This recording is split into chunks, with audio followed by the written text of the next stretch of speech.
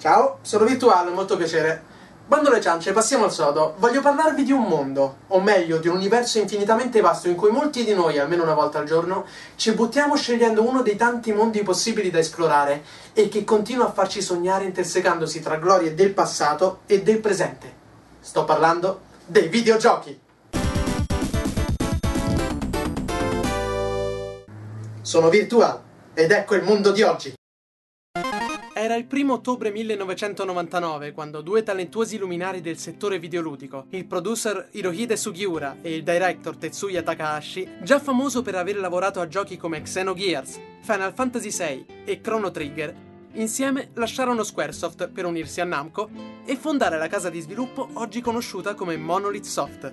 Restarono sotto Namco per molti anni, creando perle come la serie di Xenosaga e Baten Kaitos, usciti rispettivamente per PlayStation 2 e GameCube, fino a quando, il 1° maggio 2007, vennero acquisiti dalla più antica società produttrice di videogiochi, una certa casa nota come Nintendo. Da quando furono acquisiti, i Monolith Soft hanno lavorato a progetti minori tra cui Somabringer e Disaster Day of Crisis, per poi lavorare a quello che io considero il loro progetto più ambizioso su console Nintendo. Sto parlando di Xenoblade Chronicles.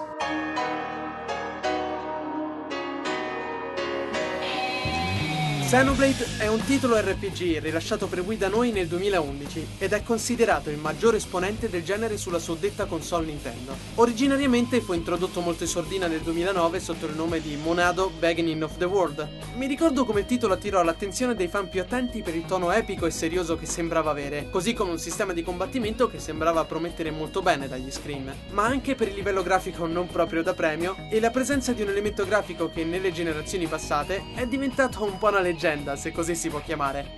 La frutta piatta! 10 su 10, Game of the Year!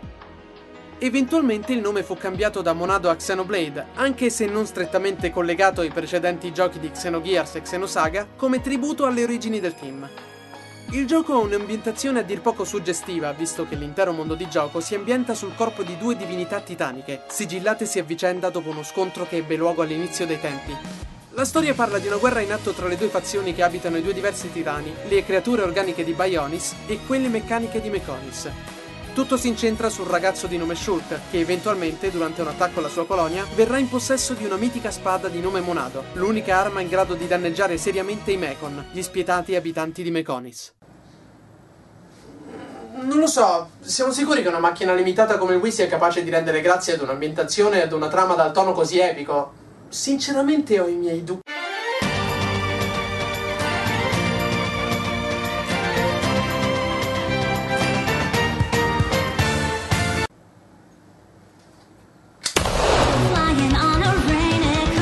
È incredibile quel che può fare una giusta direzione artistica. La potenza di calcolo ha la sua importanza, certo, ma senza una direzione artistica di buon livello non si va da nessuna parte. Xenoblade riesce a scavalcare i limiti tecnici della console, offrendo una miriade di ambientazioni enormi, suggestive, che istigano nel giocatore un puro senso di avventura e un grande bisogno di esplorazione. Un bisogno che viene anche ricompensato, visto che la scoperta di una nuova area o anche di posti segreti viene ricambiato con dell'esperienza extra o altre piccole sorpresine. Ah, fico, delle rovine segrete. Ah, questo oggetto sembra molto importante, è meglio prenderlo. L'intero gioco tende a giocare... L'intero gioco tende a giocare sull'atmosfera e sulla composizione artistica. Già a partire dal title screen, il gioco catapulta lo spettatore nell'ambientazione altamente emotiva del titolo.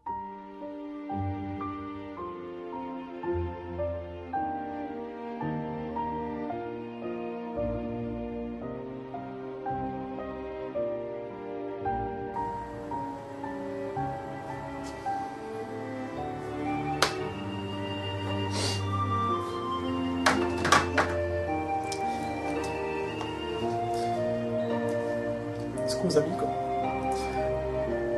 non sei più in cima alla lista del gioco dal title screen più strappalacrime. Mi dispiace tantissimo.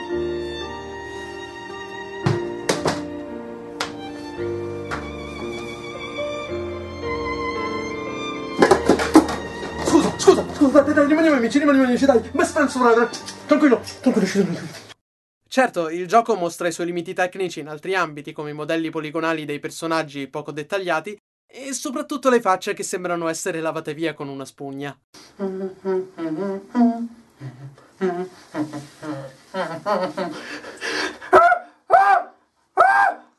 Basandosi però su una direzione artistica di altissimo livello, Xenoblade Chronicles si presenta come un'assoluta gioia per gli occhi. C'è anche da dire che sono un grandissimo fan del mecha design dei nemici, i Mechon, pesantemente ispirati ai meccanismi interni di un orologio, minacce meccaniche di ingranaggi e lamiere di metallo in movimento, mentre il design degli equipaggiamenti a volte risulta leggermente discutibile. Il combattimento nel gioco ricorda un po' il sistema degli MMO più tradizionali, basato su selezione di abilità ed esecuzione di catene di attacchi specifici, ma studiato in modo da poter essere godibilissimo senza altri giocatori al proprio fianco, sia per una crescente frenesia dei combattimenti durante l'andare del gioco, sia per un sistema basato non solo sulle abilità dei personaggi, ma anche sulla loro posizione rispetto al nemico, come uno dei primi attacchi di Shulk, che infligge il doppio del danno se eseguito alle spalle di un avversario. L'equivalente ludico del full. Tra l'altro il sistema di combattimento presenta un particolare elemento chiamato Vision, che permetterà al giocatore di sapere in anticipo un attacco particolarmente pericoloso che il nemico sferrerà da un momento all'altro. A primo impatto sembrerebbe un elemento che facilita troppo le battaglie, voglio dire, sapere in anticipo una mossa chiave dell'avversario è qualcosa che teoricamente dovrebbe rendere le cose meno stressanti, giusto?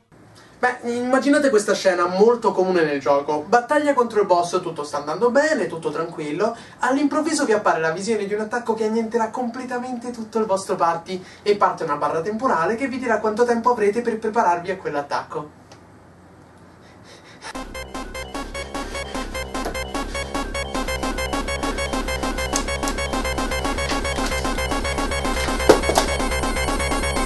È bello constatare come il gioco lasci all'utente la possibilità di scegliere chi usare tra i diversi personaggi, ognuno dei quali può sempre avere un ruolo chiave nelle battaglie. C'è chi cura, chi potenzia e attacca, chi infligge status alterati, chi si concentra sulla difesa e visto che è possibile usare un solo personaggio alla volta, lasciando il resto dei personaggi al computer, è bello vedere che l'intelligenza artificiale si comporta sempre in modo appropriato, seguendo le strategie del giocatore anche nell'infliggere catene specifiche di attacchi per causare certi status. Con le dovute eccezioni. Uscite fuori dall'acido. Uscite fuori dall'acido. Uscite fuori da quel cazzo di acido! Il gioco ha una miriade di side quest che servono un po' a tenere le sessioni di livellaggio selvaggio al minimo e un po' ad approfondire la conoscenza sugli abitanti dei diversi luoghi che si vanno a visitare, dando quel po' di profondità in più che fa sempre piacere, nonostante le side quest in sé tendano ad essere molto ripetitive. Passando al... No. No dai, è qualcosa di fenomenale, questo salto sfida tutte le leggi della fisica. Il salto più bello del mondo. Immaginate di poter saltare così anche nella vita reale? Passando alla trama di gioco, mi sono trovato davanti ad una storia veramente spettacolare a livello di ritmo e colpi di scena. Già nella prima ora di gioco avremo a che fare con eventi che tireranno il giocatore dritto dentro l'avventura e mentre i personaggi del cast dei buoni non sono niente di sostanzialmente differente da quel che si è visto in passato, tutti loro sono curati in modo da risultare sempre piacevoli e coerenti nelle loro azioni.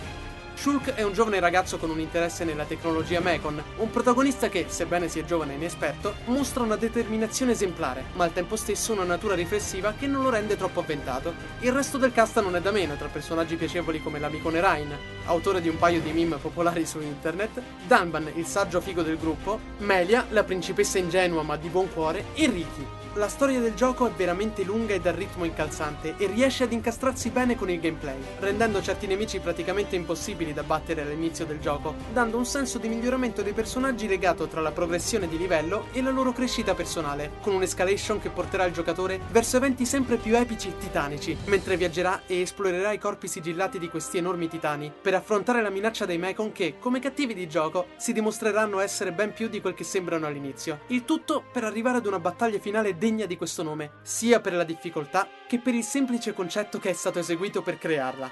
Tra l'altro, il gioco può vantare di un magnifico doppiaggio in accento puramente inglese. È interessante sapere come la doppiatrice di Melia sia poi andata a prendere il ruolo di Clara nella serie Doctor Who. E per chi non è un fan di questo peculiare accento anglosassone, c'è comunque l'opzione del doppiaggio giapponese. Unico punto negativo: i personaggi, quando combattono, se devono star zitti!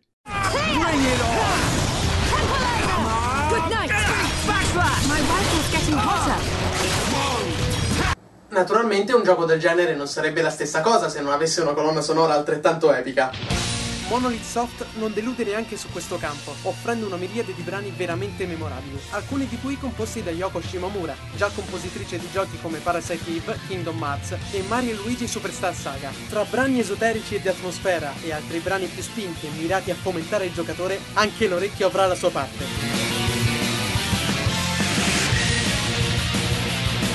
Xenoblade Chronicles è stato il mio RPG preferito della scorsa generazione e, a mio parere, è uno dei migliori titoli che il genere può offrire in generale. Ha una storia lunga e piena d'azione, caratterizzata da una regia di alto livello, che ancora oggi non è cosa comune nei videogiochi del genere. Personaggi curati e godevoli, un enorme mondo dal concetto unico e dalla magnifica direzione artistica, un sistema di combattimento coinvolgente e complesso e una colonna sonora degna di questo nome. Personalmente ve lo consiglio. È un titolo che, se siete amanti del genere, vi potrà tenere occupati per molto tempo, con almeno 60 ore di gioco senza contare side quest, boss opzionali e contenuti extra. Potete giocarlo sul vostro Wii o alternativamente potete sfruttare la retrocompatibilità di un Wii U. Comprate un Wii U! Per chiudere, sarà difficile per Monolith Soft cercare di superare questa perla del genere. Voglio dire, tra Xenogears, Baten Kaitos e questo titolo, non penso che riusciranno mai a superarsi